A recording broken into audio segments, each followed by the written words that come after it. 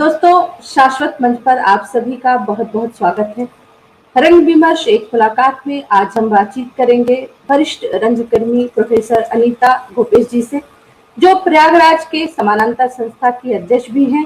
तथा एक बात यहाँ भी मैं शेयर करना चाहूंगी कि जब हम लोग रंगमंच से जुड़े, प्रयाग रंगमंच से, तो थ्री एज एक संस्था का बहुत नाम सुना था जिससे मैं जुड़ी हुई थी। तो मैं आज जो है उस रंगमंच पे उन्होंने अभिनय भी किया, तो उस समय के जो अभिनय थे या लेखन का कार्य या जो रंगमंच का परिवेश था, उनसे जानने की कोशिश करेंगे। तो चलिए उनसे रूबरू होते हैं, प्रोफेसर अनीता गोपेश जी से, जो इलाहाबाद विश्वविद्यालय की प्राणी विभाग की हेड ऑफ डिपार्टमेंट भी रही हैं। तो उनको इन पंक्तियों से मैं अपने मंच पर आमंत्रित करती हूँ कि वक्त तो रेत है फिसलता ही जाएगा, वक्त तो रेत है फिसलता ही जाएगा, जिंदगी एक कारवां है चलता ही जाएगा, जिंदगी एक कारवां है चलता ही जाएगा।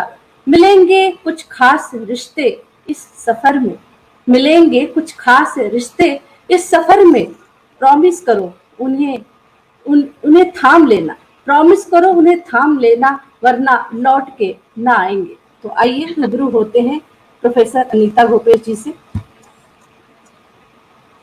मंच पे आपका बहुत बहुत स्वागत है मैम।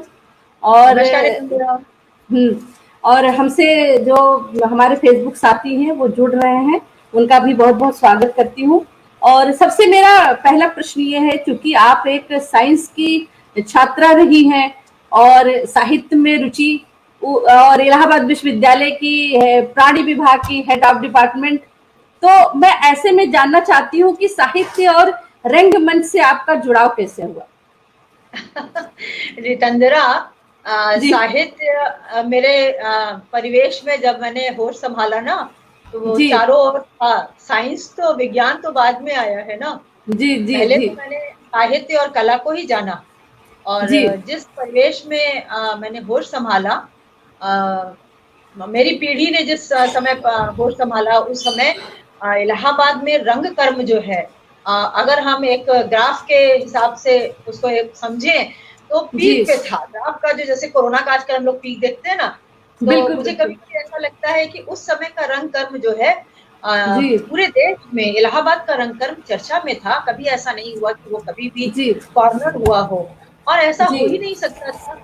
जो साहित्यकार थे उस समय के, वो रंग कर्म से ही जुड़ते थे। आप इलाहाबाद के नहीं, पूरे देश के जो साहित्यकार हैं उनका नाम लीजिए। अपने इलाहाबाद में जितने साहित्यकार थे, बड़े से लेकर वरिष्ठ से लेकर कनिष्ठ तक, सब रंग कर्म में ऐसे जाते थे जैसे वो साहित्य का ही अंग हो।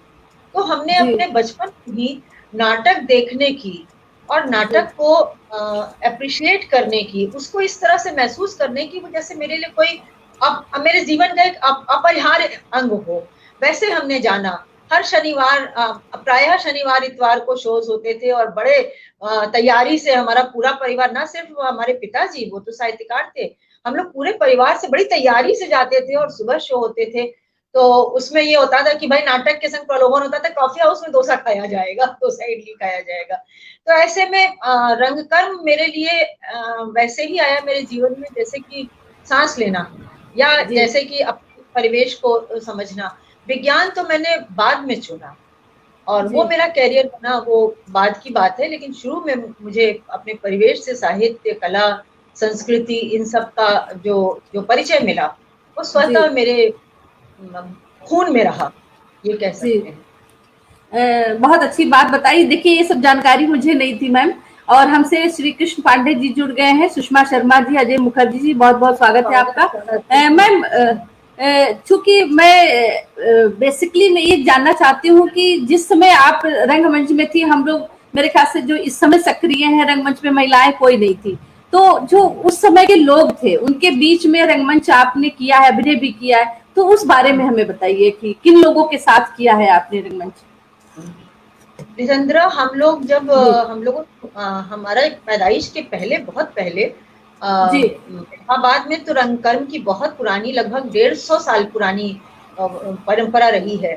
और मुझे पता है कि 1938 में जो नाट्य मंडली थी, एक संस्था थी, कोरल क्लब रेलवे इंस्टीट्यूट में नाटक हुआ था, ये सेंट्रल कल्चरल सेंटर में हुआ था। इसमें तेजी बच्चन और जी सारिका सरन, बहुत जी पहले की पीढ़ी, आजादी के पहले की बात है ये, उन लोगों जी ने जी पहली बार स्त्री पात्र निभाए थे। अनारकली नाटक था, उसमें मुझे याद है इन दोनों ने स्त्री पात्र, उसके पहले पुरुष लोग स्त्री, इवन सुमित्रा नंदन पंत जी ने स्त्री पात्र का अभिनय जी किया था। तो जी हमसे पहले बहुत सारे लोग, बहुत महिलाएं थी शहर में। मुझे याद आता है हीरा चड्ढा जी का। हीरा चड्ढा जी जी पहली यहाँ से व्यक्ति थी या महिला थी, महिला तो पहली ही थी, जो एनएसडी में जिनका चयन हुआ। उन्होंने राष्ट्रीय नाट्य विद्यालय से प्रशिक्षण लिया और फिर बाद में जी आके वो आकाशवाणी में थी। और वो 3 में मुझे उनका वो रोल अंधा युग में उन्होंने गांधारी का जो रोल किया था, मैं जी आज तक गांधारी के उस भूमिका में उनके अलावा मैं किसी की कल्पना नहीं कर पाती। रेडियो में जी बहुत सारे लोग थे, जैसे आशा ब्राउन थी, और लोग थे जिनका नाम, प्रयाग रंगमंच में थी शशि बाला शर्मा, सूर्य अवस्थी जी थी, संस्कृत नाटक में उन्होंने का रोल किया। इन लोगों का नाम मैं सुनती रही थी, बचपन से सुन रही थी। और जब नाटक जी देखने गई मैंने देखा कि बहुत सारी महिलाएं, जैसे उमा राव थी, वो मंच जी पे नहीं थी पर मंच के पूरे प्रबंधन को संभालने में वो जी सबसे आगे। और मैं ये मानती हूँ कि रंग कर्म का जो है ना, उसकी 3 कैटेगरीज होती है रंगकर्मियों की। एक जी तो वो होता है जो लिखता है, विचार को लिखता है, नाटक लिखता है, वो नाटककार। दूसरा वो निर्देशक होता है जो उसको परसीव करके उसको मंच पे लाने की संकल्पना करता है।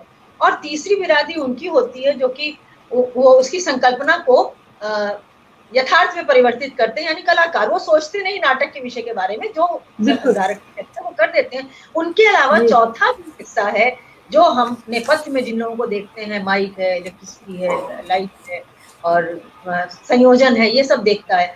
तो वो उस हिसाब से उमा राव जी थी, महादेवी वर्मा जी बहुत सक्रिय थी, बहुत उसमें इंटरेस्ट लेती थी। और इलाहाबाद आर्टिस्ट एसोसिएशन में मैंने बहुत बाद में सक्रिय भूमिका मेरे पिताजी के निधन के बाद की। उसके पहले जी मैं खाली दर्शक थी।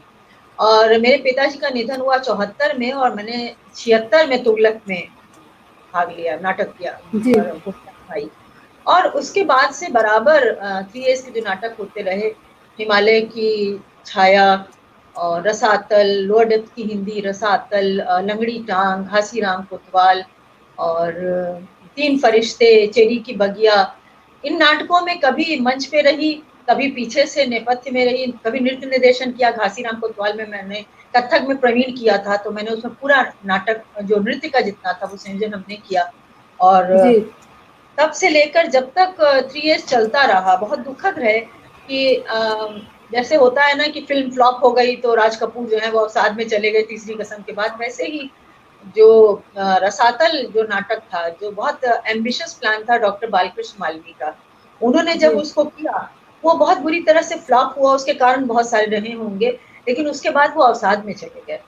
वो चले जी गए, फिर जो प्रबंधन देखते थे दिलीप जोशी चले गए, सरनबली श्रीवास्तव जी का निधन हो गया, सुधीर चंद्रा जी बीमार हो गए, डॉक्टर मंडल अकेले पड़ गए और सचिन तिवारी जी थे, वो भी उसमें थे, आनंद मोहन थे, निर्मला गुलवाड़ी थी। गुलवाड़ी परिवार और कशालकर परिवार, ये जो मराठी परिवार आया था बाहर से इलाहाबाद आके बसा जी था, इनका इलाहाबाद के साहित्यिक तो नहीं, सांगीतिक और सांस्कृतिक पूरे परिवेश में बड़ा सहयोग रहा, इन लोगों का बड़ा योगदान रहा। कशालकर जी का एक बार मैं उल्लेख करना चाहूंगी, वो ऐसा परिवार था जो पूरा परिवार रंगमंच पे रहता था। एक नाटक तो उन लोगों ने किया था जिसमें कि उनकी पत्नी भी थी, वो भी थी, उनकी बेटियां भी थी। और जी ऐसा बहुत कम होता था। हम लोग कहते थे व्यंग में कि जितने ये पुरुष है ना नाटक में आते हैं, अपने घर वालों को घर में रखाते हैं महिलाओं को, और दूसरी जी महिलाओं को चाहते हैं कि वो मंच पे काम करे। तो बिल्कुल कशालकर जी बिल्कुल एक परिवार अपवाद था। उनकी पत्नी भी आती थी, मंजू अभी मुंबई में है, मंजू है, 3 बड़ी बेटियां थी, वो सब की सब नाटक जी में आती थी। शुभा मुद्गल जी जो समय शुभा गुप्ता थी वो थी। और वो पूरा माहौल रिठंदरा उस समय बहुत रचनात्मक था। जिस समय हमने होश संभाला, हम जब बीएससी इंटर में थे, तो जी लोग नहीं जानते होंगे कि हमारे यंग लोगों का एक ग्रुप था जिसमें संगीत के लोग थे, जर्नलिज्म के लोग थे, एडमिनिस्ट्रेशन के लोग थे। मैं याद करना चाहूंगी, अभी अभी प्रभुदत्त बाजपेयी जी का निधन हुआ जो तबला बजाते थे, वो हम लोगों के संग थे। सुधीर रंजन मंगर थे, उन्होंने एमबीए किया था, उसमें बॉम्बे में है। और जी वो सिस्टर्स थी जो कथक करती थी, रीता शांगलू, पूर्णिमा शांगलू। हम लोगों ने 3-3 दिन का, तरुण नंदी संगीत में, निर्मला गुलवाड़ी, उनके भाई शोभना, तीनों बहनें, और हम लोगों ने उस जमाने में 3-3 दिन का कार्यक्रम उठाया और 3 दिन में एक दिन नाट्य नाटिका हुई, एक दिन संगीत, कल आज और कल पीछे से शुरू करके दम मारो दम पे खत्म किया वो कार्यक्रम, तीसरे दिन कुछ और 3 दिन के कार्यक्रम। और हम लोग दर्शक भी जुटा लेते थे और फाइनेंसेस भी जुटा लेते थे। अब हमारे साथी कभी कभी हैं तो याद करते हैं कि हम लोगों ने कितना काम किया, सब मिलजुल के काम करते थे। कोई लिखता था, कोई बोलता था, कोई दौड़ के टिकट बेचता था, कोई म्यूजिक का प्रोग्राम, किसी के घर में रिहर्सल हो रहा है, कभी हमारे घर में, कभी शांगलू जी के बंगले में, कभी स्वामी दयाल जी थे, उनका बड़ा सहयोग था, एडवोकेट स्वामी दयाल जी थे, उनके घर में रिहर्सल हुआ। आपके हाई कोर्ट की जब 100वां वर्ष का जो आयोजन हुआ था, उस आयोजन में नृत्य नाटिका हुई थी, उसमें स्वामी दयाल जी की बेटी थी, मैंने हाई कोर्ट के मंच पे डांस किया था और उत्कर्ष नाटक था महाभारत के कृष्ण अर्जुन के पूरे संवाद पे। इस तरह से एक बहुत ही क्रिएटिव माहौल था और ये सारा कुछ माहौल जो रोग की तरह पकड़ लेता था, वायरस की तरह, आप बच नहीं सकते थे उससे। बिल्कुल, और बिल्कुल। मेरे घर में तो पिताजी का एक प्रेरणा बहुत थी, पिताजी का और बड़े भाई का बहुत सहयोग, तो और बहुत खुला माहौल था। तो हमारे घर में कोई मेरे पिताजी बहुत प्रगतिशील थे और यंग लड़के सब उनसे हमसे ज्यादा जुड़ जाते थे, प्रभुदत्त बाजपेयी पापा पापा करके उनसे बहुत बात करते थे, बहुत क्रिएटिव माहौल था।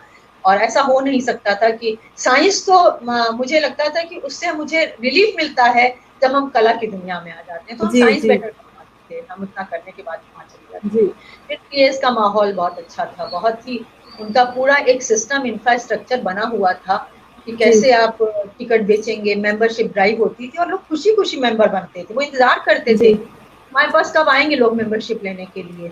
और पैलेस में नाटक होते थे, बहुत भीड़ होती थी, 2 पास मिलते थे, 2 मतलब मेंबरशिप के लिए 4 उनको टिकट मिलते थे, प्लस उसके संग फ्री वाले कूपन मिलते थे कि आप अपने संग आप आइए, 4 लोगों को और लेकर आइए जिसमें कंसेशनल टिकट मिलेगा। तो वो सारा समय है वो 3 इयर्स में देखा, जब ये लोग नहीं रहे, बहुत अफसोस हुआ कि वो ठप। जी, बहुत बेशक बहुत अच्छा एटमॉस्फेयर आप बता रही हैं। हमसे अनिल रंजन भौमिक दादा जुड़ गए। दादा स्वागत है। प्रमोद सिंह, आलोक मिश्रा, विजय पंडित जी, आपका बहुत बहुत स्वागत है।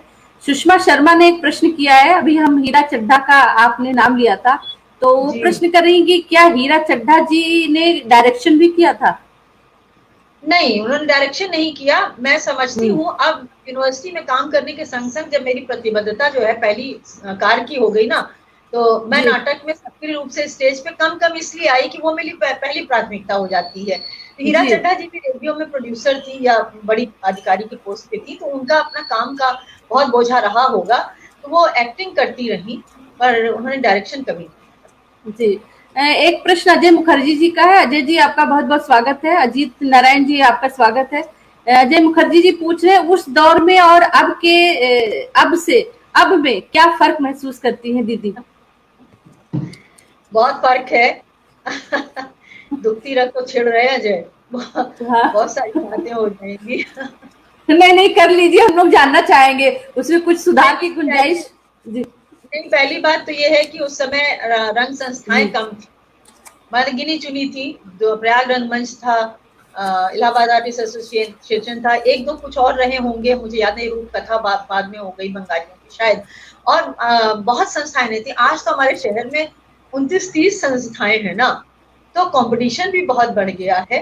और हाँ, और उस तरह से रंगकर्म में जो लोगों का उस समय जो रुचि थी ना, मुझे लगता है उस समय लोगों के पास समय भी था, यंग लोगों के पास भी जो देखने लोग आते थे, और साहित्यकारों का जैसे उनको लगता था कि ये साहित्य का ही एक विधा है। आपको हम बताएं, बहुत बार आरोप भी लगता है, यंग लोग कहते हैं कि आप तो पुराने समय की में जीती हैं, ऑस्ट्रेलिया में जीती हैं, पर हम क्या करें कि जब दर्शक दीर्घा उस समय की तुमको बताए रितंद्रा, तुम इमेजिन नहीं कर सकती हो कि पहले से अठन्या दर्जा, हम लोग कहते थे कि आज हम लोग अठन्या दर्जा में बैठेंगे क्योंकि सामने की सीट में बैठना होता था। महादेवी वर्मा, पंत जी, राम कुमार वर्मा, सुषमा जी के पिताजी मानव जी, उपेंद्रनाथ आश्क जी, कितने लोग हम गिनाए शहर के जो उस समय वीडियन शाही, केशव चंद्र वर्मा, लक्ष्मीकांत वर्मा, सारे ये दिग्गज लोग सामने के रो में बैठे होते थे। और उस समय जब स्टेज पे आपको आना हो तो दिल ऐसा धड़कता था, ऐसा डर लगता था कि बाप रे बाप, इतने दिग्गज लोग बैठे हुए हैं, और दूसरी पीढ़ी के साहित्यकार सारे के सारे वो दूसरी रो में बैठे होते थे। तो ये लोग उस समय आते थे। आज हम लोगों के यहाँ ये लोग आते नहीं है, बुलाए से भी कहाँ आते हैं। बहुत कहो बिल्कुल बहुत कहो, वहां उद्घाटन में आ जाएंगे, बाद में मुझे छोड़ देना। तो जैसे ही उन्होंने उद्घाटन किया, 10 मिनट देखा, उसके बाद चले गए। तो वो बहुत समय बदल गया है। उस समय इतनी प्रतिस्पर्धा नहीं थी। जी। उस समय तो लोग मैम, पढ़ते आप क्या बहुत थे मानती जो। हैं, आप मानती हैं कि प्रतिस्पर्धा ही इसका कारण है कि कुछ और भी बहुत सारी चीजें दिख रही है? नहीं, और बहुत सारे कारण हैं। प्रतिस्पर्धा तो जी बहुत है, और मुझे भी बहुत शिकायत है। मैंने तो बहुत बार सबसे कहा है कि हम लोगों को एक बिरादरी की तरह जुटना चाहिए, और ये समझना जी चाहिए कि हम जितने भी रंग संस्था के लोग हैं, हमसे बिरादरी हैं। हमें एक दूसरे को स्वस्थ प्रतिस्पर्धा से तो जरूर जज करना चाहिए, लेकिन किसी दूसरे को छोटा करने के, अपने को बड़ा साबित करने के लिए कभी दूसरे को छोटा नहीं साबित करना चाहिए। हम लोगों ने अगर मिल के कोई आंदोलन किया होता ना, हम बहुत सालों से कहते रहे, हम हार गए हैं कि हमारे शहर में कोई एक सभागार नहीं बना। आज की बात नहीं है, अब तो हम रिटायर हो गए, अब तो हम हाशिए पे जा रहे हैं। जो लोग फ्रंट में है वो समझे, पर बहुत दिन कोशिश करते रहे कि हमको चल के एक आंदोलन खड़ा करके कहना चाहिए कि ये सांस्कृतिक शहर है, एक सभागार दीजिए हमको, इस शहर के किसी साहित्यकार के नाम पे दीजिए। यहाँ इतने साहित्यकार हुए, रामकुमार वर्मा एकांकी सम्राट हुए, उनके नाम पे खोल दीजिए। आप पंत जी हैं, उनके नाम पे, किसी के नाम पे एक सभागार नहीं, चलिए जाने दीजिए, राष्ट्रीय स्तर पे टैगोर के नाम पे खोल दीजिए। पर कोई आंदोलन कभी पकड़ नहीं पाया, क्योंकि हम जुट नहीं पाए। हम लोग जुटे होते तो आज जो कंपटीशन है उसमें कभी कभी तकलीफ होती है, बहुत ज्यादा आलोचना करनी चाहिए, पर इतनी नहीं कि किसी का मन एकदम डिप्रेशन में, अवसाद में चला जाए। तो बिल्कुल बिल्कुल ऐसा बहुत होने लगा है। बिल्कुल। मैम, जानना चाहेंगे उस समय जब आप 3A से जुड़ी थी तो किस तरीके की प्रस्तुतियां होती थी, क्योंकि हम लोगों ने तो देखा नहीं, लेकिन जानने की ख्वाहिश जरूर है कि किस तरीके की प्रस्तुतियां, कौन से नाटक उस काल में हुआ करते थे? उस समय तो एक तो आप कवि कहानी, अंतहीन, अंधा योग, वो देश भर में जो नाटक होते थे रितंद्रा, जी कोई जी ऐसा नाम लो नाटक का जो यहाँ नहीं हुआ हो। प्रयाग रंगमंच और इलाहाबाद आर्टिस्ट एसोसिएशन मिलकर, मुझे लगता है कि देश के फलक पे बराबर से टक्कर दे रहे थे। ये दोनों जी संस्थाएं, जो नाटक चर्चा में होता था उस समय, वो यहाँ पे हमने है वदन देखा, हमने अंधा युग देखा, अंतहीन, कवि कहानी, कवि कथा कहानी, और तुगलक, विजय तेंदुलकर के नाटक। प्रयाग रंगमंच से ज्यादातर पंछी ऐसे आते हैं, सखाराम बाइंडर, और यहाँ 3S में घासीराम कोतवाल, तीन चेरी की बगिया, और ये बहुत सारे जो है उस समय जो है आधे अधूरे, मोहन राकेश का आषाढ़ का एक दिन, और लंगड़ी टांग, पारसाई की रानी नागफनी कहानी पर, ये सारे नाटक उस समय वही नाटक होते थे जिनके देश भर में धूम होती थी, और जी बाहर से संस्थाएं बहुत आती थी। जैसे शंभू मित्रा को हमने इसी शहर में देखा। शंभू मित्र जी अपना नाटक रक्त कौर भी लेकर यहाँ आए थे, और वो हमने जी देखा था। उत्पल दत्त आए थे, शेक्सपियर वाला का पाठ किया था उन्होंने, वो हमने सुना था। उस जमाने में ये बड़े बड़े लोग इलाहाबाद आना बड़ी प्रतिष्ठा की बात समझते थे। उनको लगता था इलाहाबाद में अगर प्रदर्शन के लिए, प्रस्तुति के लिए बुलाया गया है तो ये बड़ी प्रतिष्ठा की बात है। और यहाँ के जी दर्शक, अगर अंकुर जी तो कहते ही हैं कि इलाहाबाद में जो नाटक स्वीकृत हो जाता है वो दुनिया में कहीं भी सफल हो सकता है। तो जी वो सारे नाटक होते थे, हमने जिनमें काम किया। बहुत सारे नाटक की लिस्ट नहीं बता पाएंगे, लिस्ट तो लेके हम कभी दे देंगे, नहीं, पर जो स्मरण में, जो आपके स्मरण में हो, जिसमें आपने अभिनय किया, वो हम जानना हमने चाहेंगे। हमने हमने किया था तीन फरिश्ते, बिच्छू, बिच्छू है, जी और बहुत सारे अनुवाद बहुत थे, अंग्रेजी के अनुवाद बहुत हुए, और हिंदी के नाटक जो है तब भी अनुवाद बहुत होता था। जी और बहुत जो याद आते हैं वो नाटक, अंधा युग याद आता है वदन याद आता है, और आषाढ़ का एक दिन बहुत अच्छा। अंधा युग तो यहाँ बहुत अच्छा हुआ था, इलाहाबाद में जो अंधा युग सीरीज ने किया था बहुत अच्छा। जी उसमें अश्वत्थामा बने थे डॉक्टर बालकृष्ण मालवी, जी सचिन तिवारी युयुत्सु बने थे, बड़े बड़े लोग, प्रभात मंडल थे उसमें, वो विदुर बने थे, हीरा चड्ढा जी गांधारी। इस तरीके से चर्चित जितने भी नाटक थे हमने इलाहाबाद में देखे। उसके अलावा हमने जो है उषा गांगुली वगैरह का नाटक, जब हम कलकत्ता गए, जब हम मुंबई गए, जब भी बाहर गए, तो हमने इन लोगों का नाटक वहां पे देखा।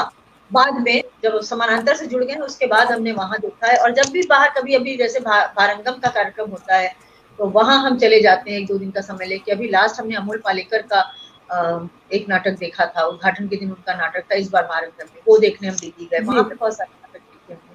3S के हमको बल्लभपुर की रूप कथा, ऐसे एक जी याद आ रहे हैं, लिस्ट अभी नहीं बता पा रहे हैं, लेकिन जी बहुत और बराबर एक बार प्रयाग रंगमंच में, एक बार थ्री एज में, मतलब इतना हेल्दी कंपटीशन था और दोनों के लोग नाटक में आते थे और खूब एक दूसरे से, और नाटक के बाद उस जमाने में विमर्श होता था। एक समय जी रितंद्रा हमारे बैंक रोड का घर था, वहां पे जो आंगन था, थ्री एज की म्यूजिक डिपार्टमेंट के जब कोचक साहब हेड नहीं रहे, रिटायर हो गए, तो वो बंद हो गया, तो हमारे आंगन में रिहर्सल होती थी और शाम को होती थी। तो शाम को सतीश चित्रवंशी, दिलीप जोशी, सरन बली श्रीवास्तव, बालकृष्ण मालविया, ये सारे लोग जब नाटक खत्म हो जाता था, उसके बाद सीढ़ियों पे, जो है आंगन की सीढ़ी है, उस पर बैठ के लोग इतनी बहस करते थे, इतनी बहस करते जी थे, म्यूजिक छाटे जाते थे बैकग्राउंड म्यूजिक के लिए, यूरोपियन म्यूजिक का एलपी होता था, उसको लगा के म्यूजिक इसमें ये पीस चलेगा, और इतनी बहस होती थी, कभी कभी लगता था मारामारी हो जाएगी, मतलब कंसेप्ट को लेके इतनी बहस होती थी। और प्रोसिनियम और नुक्कड़ नाटक और ये वो, तो अंत में हमारे यहाँ खाना भी हो गया, सोने का टाइम हो गया, गेट पे ताला डालने का समय हो गया, तो फिर जाके कहना पड़ता था कि भाई आप लोग जाइए, हम लोग गेट पे ताला बंद करना है। जी जितना जितना नाटक होता था, उसके मतलब मंच उस समय तो स्टेज पे फॉर्मेशन होता था, तो चौक से डॉक्टर मालविया बनाते थे पूरे स्टेज का क्राफ्ट बना के, एक एक पन्ना हटाते जाते थे, इस अंक में ये दृश्य रहेगा, इस अंक में ये फॉर्मेशन होगा, और वो चौक से बनाते थे, मिटाते थे और बनाते थे, और उस जी पे इतनी चर्चा होती थी, इतनी चर्चा होती थी कि पूछो नहीं, बहुत गर्मा गर्म बहसें होती जी थी, कई के बाद नाराज होकर चले जाते थे, सब जाते समय गुस्सा होकर चले जाते थे, अगले दिन फिर आ जाते थे। तो जी ये लोग पढ़ते बहुत थे उस समय, ये जो लोग थे, टाइम कम था, जीवन का जी की आपाधापी भी नहीं थी, टीवी नहीं था, मीडिया का इतना एक्सेसिबल नहीं था मीडिया, तो मेरे ख्याल से ये लोग बस काम करते थे, और कार स्कूटर की भी, साइकिल से, ज्यादातर साइकिल से ही आ जाया करते थे, और जी आके उनको सिवाय इतनी रोजी रोटी के लिए जो काम किया, उसके बाद आके यहाँ पे खूब एंजॉय करते थे, और बाकी समय में खूब पढ़ते थे, खूब बहस जी करते थे, तब हम इतना समझते नहीं थे कि क्या बहस जी करते हैं, कितनी जी बातें हमसे होती हैं। मैम, हमसे रश्मि जी और धनंजय चोपड़ा जी भी जुड़ गए, उनका बहुत बहुत स्वागत है। प्रमोद कुमार जी कह रहे हैं, आलोचना के पीछे प्रगति कराने का भाव होना चाहिए, न कि किसी को धराशायी करने का। बहुत सही सही बात, आपने बात की है। और अतुल सही कुमार बात। पांडे जी, आपका बहुत स्वागत है। प्रियंका गोपेश जी, आपका स्वागत है। हाँ मैम, वो दुलारी बाई का जिक्र कर रहे हैं, अजय मुखर्जी याद दिला रहे हैं दुलारी बाई नाटक के हाँ बारे में। हाँ, जी हम दुलारी बाई के बारे में समय में नहीं थे, इसलिए हम नहीं बता पाएंगे, पर हुआ था। और जी हम यहाँ पे एक बात सब लोग सुन रहे हैं, तो उसके एक बात हम इकट्ठा रेखांकित करना चाहते हैं कि मुझे बिल्कुल बिल्कुल रंगकर्मी जितने हैं, वो लोग जो भी सोचते हैं, मुझे सब अपने भाई बहन लगते हैं, मुझे सब पे बिल्कुल बहुत स्नेह आता है, तुम हो, सुषमा है, अजय है, जितने लोग काम कर रहे हैं, मुझे लगता है कि ये सब मेरा परिवार है, और मेरा मन बिल्कुल करता है कि मेरा परिवार जुड़ के रहे और आगे बढ़े। लेकिन जब गला काट जो कमेंट होते हैं, एक दूसरे पे छोटी छोटी बातें होती हैं, अवसर के लिए मारा काटी होती है, तो बहुत अफसोस होता है, क्योंकि हम उस परंपरा से नहीं आते हैं। हमको बिल्कुल मेरे पिताजी ने बहुत बड़े परिवार का कंसेप्ट दिया, साहित्य का परिवार। मेरे पिताजी का अपना परिवार नहीं था, 40 दिन के थे जब उनकी माँ मर गई, पर वो कहते थे मुझे सब अपने आसपास मिले, टुकड़ों टुकड़ों में मिले, माँ मुझे टुकड़ों टुकड़ों में मिली, तो कहते थे ये पूरा तुम्हारा परिवार है। और मेरे पिताजी बिल्कुल के निधन के बाद मुझे कभी लगा नहीं कि हम अनाथ हो गए या पिता के बिना, क्योंकि मुझे साहित्यकारों में लगता था सब मेरे अपने हैं, जितने लोग जी हैं।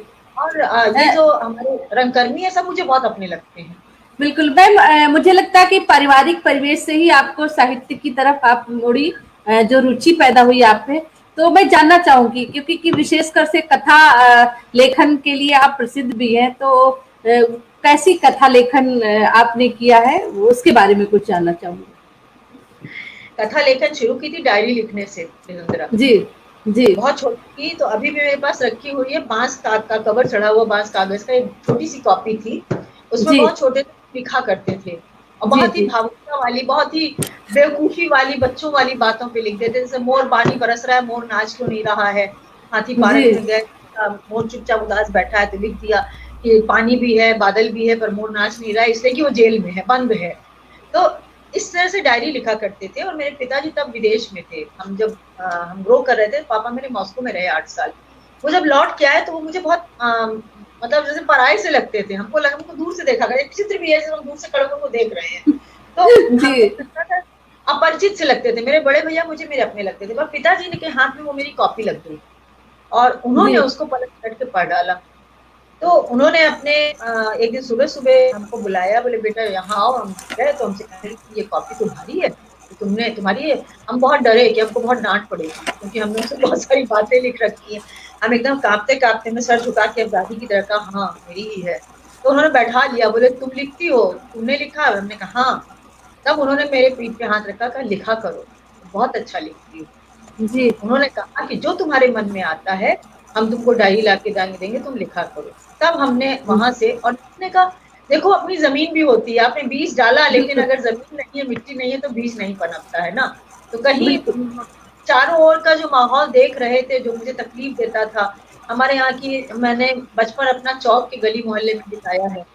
वहां पे लड़कियों के संग जो जातियां होती थी, महिलाओं की शादी ब्याह में जो दुर्दशा होती थी, अपने आसपास मैं संवेदनशील बहुत रही होंगी, मुझे दुखी बहुत होते थे हम देख के। शादी ब्याह जी में जिस तरह रात में शादी में झगड़े हो जाते थे दान दहेज को लेकर, या लड़की लौट आई, बहुत बार लड़कियां लौट आती थी ससुराल नहीं कहीं रह गई, शादी भी हो गई, बेशादी जैसी हो गई। आसपास वो देख देख के मुझे बहुत तकलीफ होती थी, और जी वो तकलीफ जो है वो हम लिखने लगे। तो जब वो लिखने लगे तो मैं बहुत छोटी थी, पापा ने रेडियो में इंट्रोड्यूस कर दिया, हीरा चड्ढा थी, उमेश दीक्षित जी थे, मुझे याद है उमेश दीक्षित जी थे, वो बड़ा यंग लोगों को प्रमोट करते थे। पिताजी ने कहा कि भाई ये कुछ लिखते, वो लिख के दिखाओ। हमने दिखाया तो उन्होंने तुरंत हमको एक कार्यक्रम दे दिया। जी और मुझे अभी याद है कि तब मुझे 16 रुपए का चेक मिला था, पहला चेक जो है 16 रुपए मिला था हमको। जी फिर उसके बाद फिर लिखते रहे, रेडियो से आता रहा, लिखते रहे, कुछ बातें ऐसे कंपटीशन में बोलने लगे स्कूल कॉलेज में, तो प्रमोट करने लोगों को अच्छा लगने लगा, तो उत्साह मिलता गया। फिर ये हुआ कि अच्छा लगने लगा, मुझे लगता था कि लिखना मुझसे बहुत आराम से हो जाता है। जी मुझे लगने लगा कि साइंस जो है वो तो कठिन है, पर ये लिखना मेरे लिए बहुत आसान है।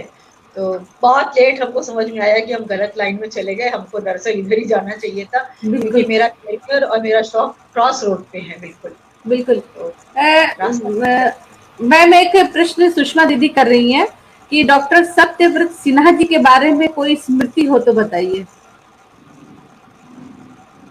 हाँ, सत्यव्रत सिन्हा जी को मैंने खूब देखा है, स्टेज पे भी देखा है। पर उस जमाने में मैंने बताया कि उस जमाने में मैं इतना बोलती भी नहीं थी, और मेरी नाटक की इतनी समझ भी नहीं थी, बस नाटक देखते रहे, अच्छा लगता था, बहुत अच्छा जी लगता था, इन लोगों की बातें सुनते रहते थे हम। उसके बाद जब ये लोग कॉफी हाउस में बैठते थे तो वहाँ बड़ी बहसें होती थी नाटक को लेकर, प्रदर्शन को लेकर, तो वहां हमने सिन्हा जी को बहुत बार बोलते हुए देखा। और वो जी बहुत ही नाटक को लेकर बहुत ही आदर्शवादी थे, उनके दिमाग में नाटक को लेकर एक बड़ी सिद्धांत रूप में बड़ी आदर्श कल्पना थी, जिससे वो कॉम्प्रोमाइज नहीं करना चाहते थे।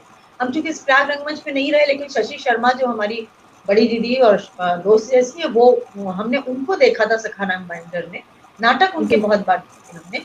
और वहां पे हमने उनकी गंभीरता देखी कि नाटक को लेकर वो बहुत प्रतिबद्ध थे, और वो चाहते थे जी कि नाटक को गंभीरता से लिया जाए। मतलब उनको भी ये लगता था कि नाटक जो है वो कोई ऐसे ही हल्की फुल्की चीज नहीं है, वो आपसे गंभीरता की अपेक्षा की जाती है नाटक में। तो अगर कोई हल्के से लेता था तो वो नाराज हो जाते थे। ये हमने सुना, अनुपम से सुना हमने, हमने उनको देखा जरूर, कुर्ते पजामे में, लंबी सी छवि, बड़े सुदर्शन से। और मेरी उनसे कभी बात नहीं हुई, पर दूर से हमने उनको बहस करके बहुत बार सुना, और बस ये लगता था कि ये आदमी बहुत कमिटेड है रंगकर्म के लिए, बहुत ज्यादा। जी मैम जिस समय नाटक आप करती थी, जैसे जो जिस संस्थाओं की बात बता रही है, प्रयाग रंगमंच है, या तो उस समय क्या लड़कियों की समस्याएं थी कि लड़कियों के चरित्र के लिए मिल जाती थी आसानी से, जो आज स्थिति है वही स्थिति उस समय भी थी? बहुत खराब स्थिति थी। जी हमने हमने बहुत विरोध सहा, बहुत लानत मलामत हुई, बहुत। जी पिताजी मेरे बहुत प्रोग्रेसिव थे, और वो बहुत साथ देते थे, पर उनके निधन के बाद ही हमने बताया ना, मैं फिर स्टेज पे आए हम। पर हमने जी उस समय स्टेज पे काम करने को एक प्रतिरोध की तरह लिया। पिताजी जी के निधन के बाद हम लोग आर्थिक रूप से भी बहुत हिल गए थे, और सामाजिक रूप से भी बहुत, हम लोग, हमारा पूरा परिवार बहुत अव्यवस्थित हो गया था। तो उस समय फाइनेंशियल भी बहुत प्रॉब्लम थी। पर उसके जी बावजूद मैंने कहा ना कि मुझे रंगकर्म जो है वो खिड़की से हवा जैसे आती हो ऐसा लगता था। हमको एक रिलीफ मिलता था नाटक में, वहां के पूरे माहौल में रिलीफ मिलता था। लेकिन वहां पर ऐसे भी लोग थे जिन्होंने बदतमीजी की, ऐसे भी लोग जी थे जिन्होंने बदतमीजी की बात की। वहाँ म्यूजिक डिपार्टमेंट के एक अंडरग्राउंड जो हॉल था, वहां पे रिहर्सल होती थी, वहां की सीढ़ियों से उतरते उतरते बहुत लोगों ने गलत तरीके से, अब मी टू चल रहा है, टच करने की जी कोशिश की, पर ये बात थी कि उस पे डॉक्टर मालविया या पूरा उनका जो कार्यकारिणी थी तुरंत उन्होंने वो एक्शन लेते थे। वो समझ जाते थे कि अगर व्यवहार में कुछ फर्क दिख रहा है तो जरूर कुछ बात हुई है, पता करो। वो खुद नहीं बोलते थे पर ये होता था कि पता करो, जूनियर लोगों से पता करो क्या बात हो गई। लच्छी एक था, एक लक्ष्मी हमारे साथ थे, बहुत अच्छे लच्छी भैया LIC में है, बहुत अच्छे दोस्त थे। वो पूछते थे कि अनीता कोई बात हुई, कुछ हुआ है तो बताओ। फिर उसके ऊपर एक्शन लेके उनको हटा दिया जाता, डाल दिया जाता। पर बहुत दिक्कत होती थी। हाँ, उसमें प्रेम में भी होता था ये सब तो देखो होता ही है, वो सब भी चलता था, लेकिन माहौल बहुत अच्छा था। लेकिन लड़कियां मुझे लगता है कि तब ज्यादा अच्छे से आती थी क्योंकि परिवार बहुत कमिटेड थे। जैसे कशालकर जी का परिवार हमने बताया, गुलवाड़ी निर्मला गुलवाड़ी जी का हमने परिवार बताया। ये लोग ऑलरेडी एक संस्कार लेके आए थे संस्कृति के प्रति, रंग कर्म संगीत सबके प्रति। मोघे जी का परिवार था, डॉक्टर बालकृष्ण मालवीय थे, सरोजनी वर्मा जी, केशव चंद्र वर्मा जी की पत्नी, वो आई थी। तो ये सारे लोग जो बाहर से, मराठी खासकर जो आए बाहर से, उन लोगों ने वहाँ पे बहुत परिष्कार किया, बहुत। उमा राव जी बाहर की, तो वो एक माहौल महिलाओं के, सीनियर महिलाओं के होने से, उनकी उपस्थिति से एक माहौल बहुत संभला रहता था। पर उसमें कोशिश होती थी कभी कभी, पर ये था उस जमाने में रितंद्रा कि हम लोग हिंदुस्तानी अकेडमी में होती थी तो रिक्शा 8 आने का वो लगता था, 50 पैसा लगता था। आके हम उधर जाते थे और तुरंत होता था रिक्शे वाले का 50 पैसा दे दो। और रात में जब जाना होता था तो ये देखा जाता था कि इस संगीता के संग कौन जा रहा है, अनीता के संग कौन जा रहा है, अच्छा इसके संग कौन जा रहा है। तो ये होता था कि घर वालों को आश्वस्ति रहती थी कि नहीं, सेफ है। आज हमें लगता है कि आज परिवार की प्राथमिकता रंग कर्म नहीं रही। ऐसा लगता है अब कैरियरिस्ट जो समय आ गया है ना, ये जो आज का जो समय है, कैरियरिस्ट जो समय आ गया, उनको लगता है रंग कर्म में क्या फायदा, रंग कर्म करने से क्या फायदा है, क्योंकि हमारे साहित्यिक और सांस्कृतिक मूल्य छीनते चले जा रहे हैं ना। वर्तमान समय जो है उसमें कला हाशिए पे डाल दी गई है। उसके लिए मैम इसलिए मैंने ये प्रश्न किया क्योंकि मैं देखती हूँ अभी किसी मूवी के कैरेक्टर के लिए आप विज्ञापन निकाल लीजिए तो शहर की आधा के मतलब 1 दर्जन लड़कियां दिखाई देती हैं, लेकिन रंगमंच के लिए अगर आप बात करिए तो फिर उनके गार्जियन कहते हैं क्या फायदा, दुनिया भर की चीजें। तो ये जो वजह है समझ जी, तुमको एक किस्सा सुना दे तो तुम्हारी बात से याद आ गया है। उस समय ड्रामा डिवीजन की ओर से कुंभ में यहाँ पर बहुत सारे लोगों ने देखा होगा, रामचरितमानस रामायण चला, 1.5-2 साल चला था, और उसके सिलेक्शन के लिए लड़कियों को बुलाया गया। तो वो सारे परिवार वाले जो नाटक में लड़कियों को नहीं आने देते थे, वहां सबों ने अपनी लड़की को घुसाने के लिए जी जान लगा दिया, इसलिए कि वहां पे हर दिन रुपया मिलता था और नाश्ता मिलता था।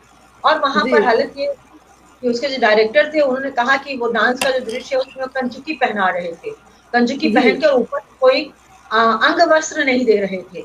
और उसके लिए मुझे ताज्जुब हुआ कि सारे अभिभावक उसके लिए भी तैयार हो गए थे। हम अकेले थे जिसने ये कहा कि हम ये कपड़ा नहीं पहनेंगे। हमने फिर डांस नहीं किया, हम उसमें थे। हमने कहा कि हम ये तो, अरे तुम तो इतनी, तब मेरे पिताजी का निधन हो चुका था और परिवार में और सब जगह बहुत विरोध था, तो अंदर अंदर विरोध बहुत था। तो हमने कहा, और मेरा अपना ये वो था कि इलाहाबाद जैसे शहर में जो देखने आएंगे सब हमको जानने वाले हैं, उसके अलावा भी हमने उनसे कहा कि हम ये नहीं पहन सकते, हम इसको पहन के डांस नहीं करेंगे।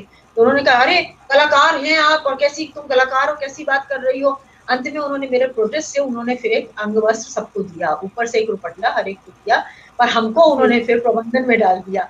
हम अपना कैंट में बैठ के लोगों को कॉस्ट्यूम देते थे, लेते थे, रखते थे पैकेट बना के। उस बीच में जब रामायण चलती थी तो हम अपना रिसर्च का काम करते थे। ये हमने देखा है कि ऐसा अगर मिल रहा है तो आप चल भेज देंगे। अरे कितनी लड़कियों को लेकर समानांतर में लोग आते हैं, माँ बाप आते हैं कि मैडम बात ये है कि इसको फिल्म में जाना है, साफ ही साफ कह देते हैं, वर्कशॉप क्यों ज्वाइन किया, पूछते हैं।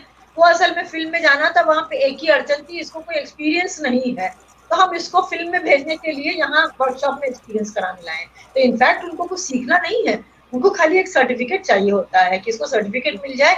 वो प्लेटफॉर्म बनाते हैं रंगकर्म को सिनेमा में जाने का। तो रंगकर्म इससे तो नहीं आगे बढ़ता है ना, रंगकर्म तो प्यार से, स्नेह से और प्रतिबद्धता से बढ़ता है। जी मैम रश्मि सिंह जी एक जुड़ी हैं, वो आपकी शायद स्टूडेंट रही हैं MSc में शायद, तो वो देख लीजिएगा क्या प्रश्न किया है। जी भाई, वो सीनियर है। जी जी सीनियर होगी भाई। जी रश्मि सिंह नाम है, MSc बता रही है कि मैंने जो है उसमें किया है, तो उसके मैं अभी उनके देखती हूँ क्या लिखा है इन्होंने। उनके पिताजी मेरे पिता के शागिर्द थे। अच्छा अच्छा। तो रश्मि जी, अभी आपको आपके प्रश्न को मैं समझती हूँ, उससे पहले मैं जानना चाहूंगी मैम कि अभी आपने बात की ना समानांतर की, तो समानांतर से कैसे जुड़ी आप? समानांतर के नाटक देखते थे और देखते जी रहे थे, और लगता था कि यहाँ पर रंग कर्म को गंभीरता से, वो 3S बंद हो गया था 86 के आसपास, मेरे ख्याल से हमने जी 79 में आगे नाटक किया था और 86 के आसपास बंद हो गया था। पर नाटक में रुचि तो थी, नाटक देखना मुझे आज भी बहुत अच्छा लगता है, अगर समय हो तो नाटक में बहुत मजा आता है, नाटक अच्छा हो तो। और जाते थे देखने तो मुझे लगा कि एक गंभीर प्रतिबद्ध संस्था है ये। हम और किसी संस्था में भी गए होंगे, हमको याद नहीं, हमने देखा होगा, पर हमने दादा ने अप्रोच किया था हमको। हम अध्यक्ष होने की बात नहीं सोच रहे थे, क्योंकि हमारे साइंस का टीचिंग हमारा बहुत टाइम देती थी। जी तो एक दादा, प्रणव दादा, इन लोगों ने आके घेर लिया, मंडल दादा हमारे साथ ही थे, हमारे टीचर थे, गुरु थे, और इन लोगों ने कहा कि ये जिम्मेदारी आपको लेनी है। तो 2005 की बात है। तो हमने फिर कहा, हमने एक ही शर्त रखी थी कि दादा हम अर्थ वाला कोई भी काम मेरे दस्तखत से नहीं होगा। हमने कहा जी फाइनेंशियल किसी मैटर में हम दस्तखत नहीं करेंगे, ये सब आप अपना दादा करेंगे। तो सहर्ष मान गए, फिर उसमें जो है जुड़ गए। तब तक काफी जीवन भी थोड़ा सा सुलझ गया था, परिवार भी संभल गया था, ये लगता था कि अब हम जुड़ सकते हैं। फिर भी हम जितना जुड़ना चाहते थे सक्रिय रूप से हम स्टेज पर उतना नहीं आ पाए। दादा धोखे से हमको भुवनेश्वर में ले आए, तो दादा, उसको करने दादा में, सुन रहे हैं ना? हाँ हमने कहा उसमें भी दादा मुझे सुन लगा, रहे।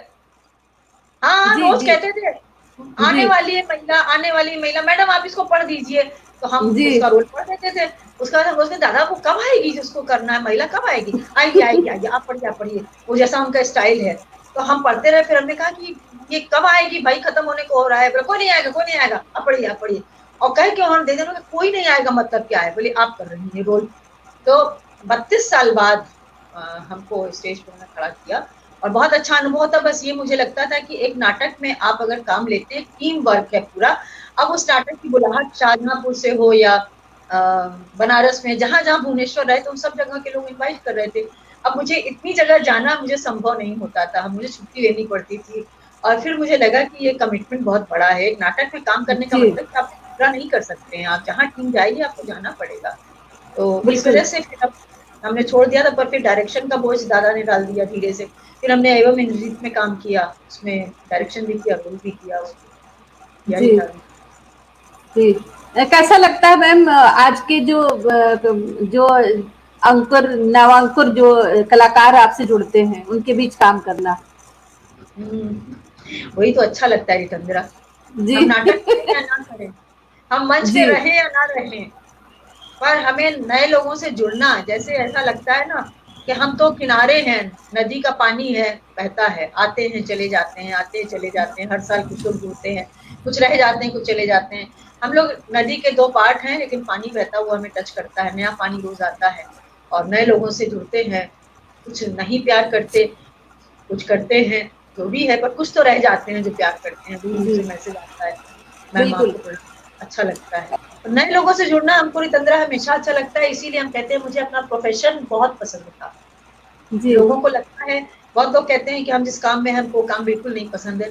इत्तेफाक से मेरा सौभाग्य था कि मुझे मेरा अपना काम बहुत पसंद था, और मुझे रंगकर्म भी पसंद। जी। इसी पे आप एक प्रश्न रश्मि जी ने किया था, रश्मि सिंह जी ने, कि आप मतलब जैसे उनका कहना ये है कि नाटक और अपने प्रोफेशन को कैसे मैनेज करती थी आप?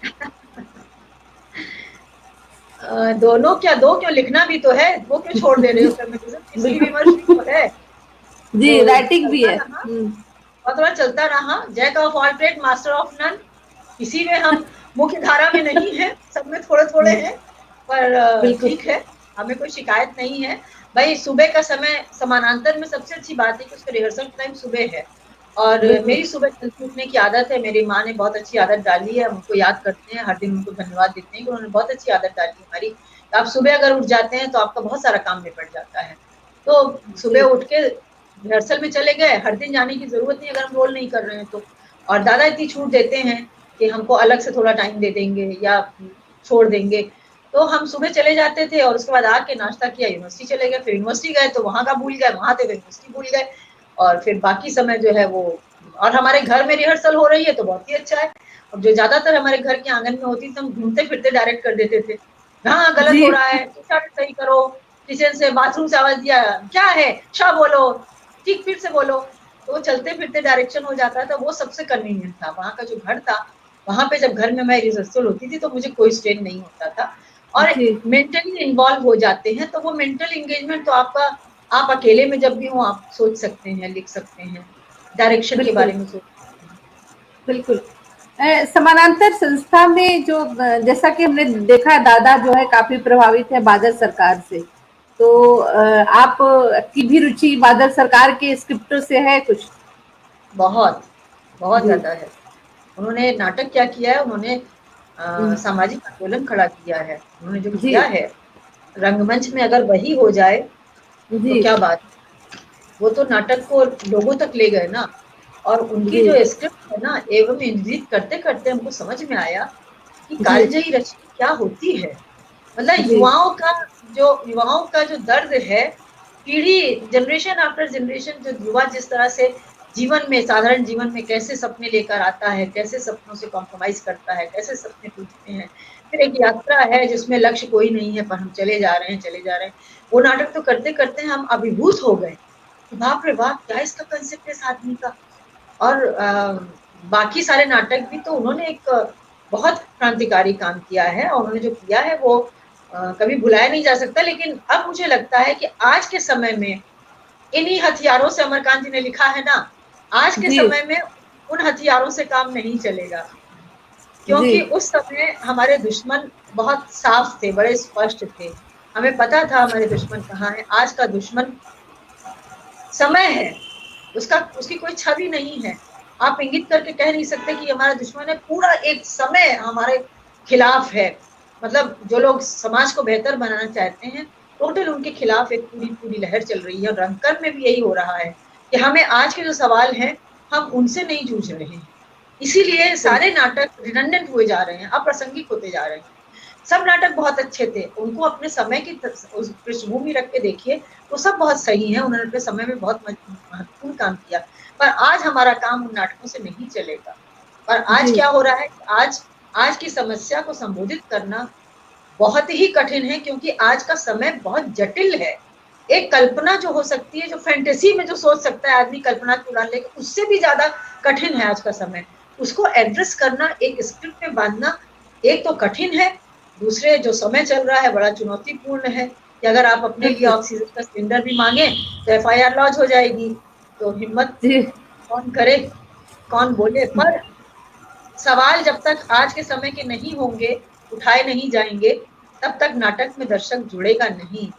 जी इसलिए आज के समय में जो प्रॉब्लम्स हैं, बहुत सारे रंगकर्म के सामने इस समय बहुत चुनौती भरा समय है, बहुत कठिन जी समय है। मुझे नहीं मालूम भविष्य में रंगकर्म का क्या होगा, मैं इतना नहीं समझ पाती हूँ, लेकिन मुझे लगता है कि ये समय एक ऐसा माइलस्टोन समय है जहां से या तो रंगकर्म एक बिल्कुल नया मोड़ ले लेगा, बिल्कुल एक नई तैयारी के संग, एक नई भाषा, एक नई बॉडी लैंग्वेज, एक नया तथ्य, एक नया कंसेप्ट पूरा, या तो वो एकदम से टेक ऑफ ले लेगा, उड़ जाएगा, बिल्कुल उत्थान हो जाएगा उसका, या फिर ये है कि ये ग्राफ नीचे जाएगा। बहुत से लोग कहने लगे हैं कि कोविड के बाद रंगकर्म का क्या, कोविड के जी बाद रंगकर्म का। तो मुझे ये तो नहीं लगता, मैं निराश बिल्कुल नहीं हूँ कि रंगकर्म खत्म नहीं हो सकता, क्योंकि हमारे लोक में, हमारी जनपरा, हमारी परंपरा में, हमारे गांव के जो लोग हैं उनके तो नींव में है रंगकर्म ना, चाहे वो नौटंकी हो बिल्कुल चाहे लोक कलाएं हो, तो वो तो खत्म नहीं होगा। पर ये बौद्धिक जो है, बौद्धिक जो हमारा प्रतिरोध का जो हथियार है रंगकर्म, क्योंकि प्रतिरोध, रंगकर्म तो प्रतिरोध सत्ता के खिलाफ हमेशा रहा है। साहित्य का, कला की सभी विधाएं उसके खिलाफ, जो समाज में गलत है उसको इंगित करने के लिए ही तो है वो। अगर हम उसे इंगित नहीं करते हैं तो फिर उसका जो उद्देश्य है वो फेल कर जाता है, वो खारिज होता है। और अभी बिल्कुल हमारे यहाँ स्क्रिप्ट की बहुत जरूरत है जो आज के समय को संबोधित करे, और उसके बिना रंगकर्म का भविष्य क्या होगा ये चिंता करने की बात है। तो मैम, अभी आपने स्क्रिप्ट की बात की, तो मैं यही जानना चाहूंगी कि समाज में आज के दौर में कैसे नाटकों की जरूरत है, आप क्या सोचती हैं? नाटकों का शिल्प बिल्कुल बदलेगा, उसका विषय तो खैर जी बिल्कुल तत्कालीन अब का विषय होना चाहिए, बेरोजगारी है, किसान है, जो पैदल चले हैं वो लोग हैं, उनको कैसे स्क्रिप्ट में जगह दी जाएगी, ये तो सोचना पड़ेगा। और मुझे थोड़ी सी आशा की किरण महसूस होती है जब हम समता से बात करते हैं। राम भाई की जो बेटी जो पटना में है, और जी इस तरह के जो छोटी छोटी जगहें हैं, जैसे मऊ, आजमगढ़ या पटना या और जगहों पे, हमें नहीं पता, पटना का भी इसलिए पता कि समता से बात होती है कि वहाँ कैसे नाटक हो रहे हैं। तो ये लगता है कि वहाँ के लोग अपने लोकल क्षेत्रीय जी भाषा में, जो देशज भाषा है उसमें जी लोकेल के हिसाब से गढ़ रहे हैं। उन्होंने नाटककार और नाटक की बड़ी बड़ी स्क्रिप्ट को किनारे करके खुद गढ़ना शुरू किया है।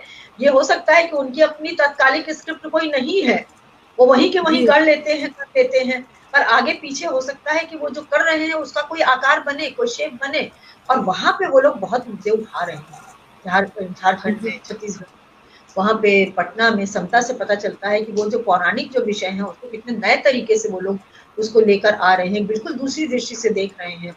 वो बहुत अच्छा है। और जी इस तरह से हमको लगता है कि कहीं ना कहीं सुगबुगाहट है, चिंगारी है, वो कहीं ना कहीं शेप लेगी। अभी थोड़ा सा उभरने की, अभी अवसाद वाला, डिप्रेशन वाला जो टाइम है, उससे उभरने की जरूरत है।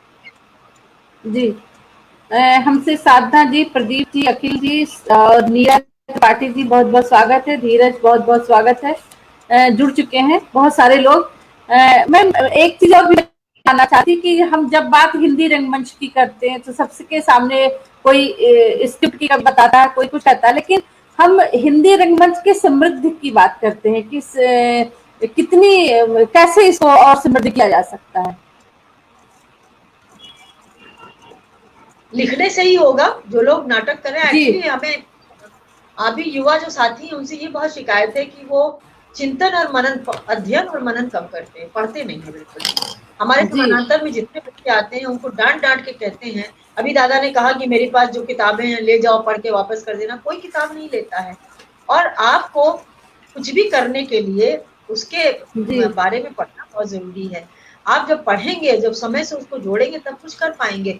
मुझे अभी लगता है हमने अपने समानांतर में लड़कों से, स्टूडेंट्स जो है, हम लोगों से कहा है, वो इस पर पता नहीं कब काम करेंगे, लेकिन इस समय एक कोलाज हमने कहा है कि आप अपने अपनी जगह पे जो आपने अनुभव किया इस पूरे 1.5 साल के समय में, आपने जो अनुभव किया, आपके आसपास जो गरीब लोग हैं उनके अनुभव से बात करो, पूछो उन्होंने कैसे समय निकाला, जो लोग पैदल चल के अपने घरों में आ गए उन्होंने कैसे यात्रा की, उनसे बात करो और लिखो। हो सकता है कि अलग अलग लोगों के अनुभव को जोड़कर एक कोलाज हो, और वो कोरोना का एक बिल्कुल बड़ा नाटक, एक बड़ा नाटक बन जाए।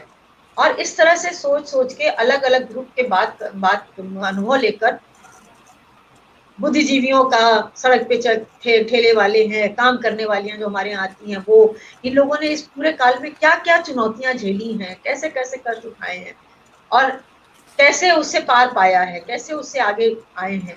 इन सब को लेकर मुझे तत्काल अभी तो लगता है कि, और मैंने सोचा नहीं है अभी तो, बहुत सारी चीजों में उलझे हुए थे, पर लगता है कि इस पे एक नाटक बन सकता है। जी बहुत सारे नाटक में बहुत बहुत प्रयोग हो गए भाई, बहुत प्रयोग हो गए इसके। जी लोक नाटक, संस्कृत नाटक, साहित्य नाटक, ऐतिहासिक नाटक, एकांकी नाटक, स्त्री विमर्श के नाटक, सब कुछ प्रयोग में हुए, बहुत हुए ना। जी तो मुंबई से विजय पंडित जी आपसे एक प्रश्न कर रहे हैं, आपने कोई नाटक लिखा है? हाँ, पीट पीट के लिखवाया गया है, हमने बहुत बुरे नाटक। रूपम नारायण जी हमारे साथ में, बहुत हमारे साथ के रूपम के संग हमने बहुत 76 में इंडोल इंगूर किया था। हम जी रूपम, नागेश नाथ के साथ हम लोगों ने, और शांति मेहरोत्रा जी की स्क्रिप्ट थी शायद, हम लोगों ने बहुत साथ साथ काम किया। रूपम रेडियो में जब थी तो उसने बहुत जिसमें कहते हैं कंट्रोवर्शियल विषय पर, बहुत ही विवादास्पद विषयों पर उसने हमसे लिखवाया नाटक। वो हमारे जी पास रखा हुआ है, लेकिन वो कब छपेगा हम कह नहीं सकते हैं। जैसे सिंगल लेडी पे लिखवाया, इसने लेस्बियनिज्म पे लिखवाया है, मतलब बहुत ही खतरनाक, जो हमने कहा कि रूपा हम नहीं लिख पाएंगे, तो आके जाड़े की रात में आके बैठ गए, बोली दीदी आपके सिवा और कोई नहीं लिख पाएगा, आप ही लिख पाएंगी। और बहुत ही कठिन कठिन विषय पे, गरीब बच्चों का, जो ये मैकेनिक यहाँ काम करते हैं उनका जो यौन शोषण होता है उस सब पे, और जो गृहस्थी हाउस वाइफ्स हैं उनका जो दुख दर्द है उस पे, बरक्स वर्किंग लेडीज के, तो वो नाटक हैं जो रखे हुए हैं। उनको समय के हिसाब से रिटच करने की जरूरत है, और नाटक जी कठिन विधा लगती है। नाटक बिल्कुल में आपको स्टेज का क्राफ्ट मालूम होना चाहिए। तो भैया एक साथ सब कुछ नहीं हो सकता है ना। वो आगे ये लिखते हैं कि हर कथाकार को क्यों नहीं चाहिए कि एक नाटक लिखे अपने जीवन में। जरूर लिखना चाहिए, जरूर। जी। और मैं मेरा एक हम ये सोचते जी हैं कि जी वो हमारा व्यक्तिगत रोना नहीं होना चाहिए ना। जी अगर लेखिका खाली अपना रोना ही लिखती रहेगी ना, तो अब वो गया उसका समय, अब उससे आगे आ गए हम लोग। जी। मैम, चूंकि आप एक कथा लेखन से जुड़ी थी, अभी आपने विषय को भी शेयर किया कि कैसे आपने मतलब बरसात को लेकर वैसे डायरी में आपने शुरू किया लिखना।